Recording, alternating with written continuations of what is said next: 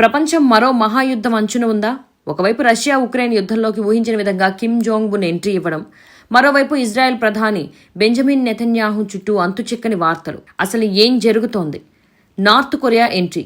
అవును, మీరు విన్నది నిజమే. ఉక్రెయిన్తో పోరాడుతున్న రష్యాకు మద్దతుగా నార్త్ కొరియా తన సైన్యాన్ని పంపిందనే వార్తలు ప్రపంచ దేశాలను వణికిస్తున్నాయి.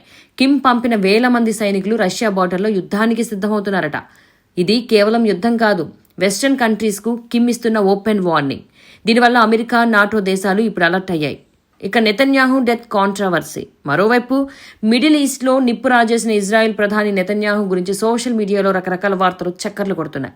ఇటీవల ఆయన ఇంటిపై జరిగిన డ్రోన్ దాడి తర్వాత నెతన్యాహు క్షేమంగా ఉన్నారా లేదా అనే సందేహాలు కొందరు వ్యక్తం చేస్తున్నారు.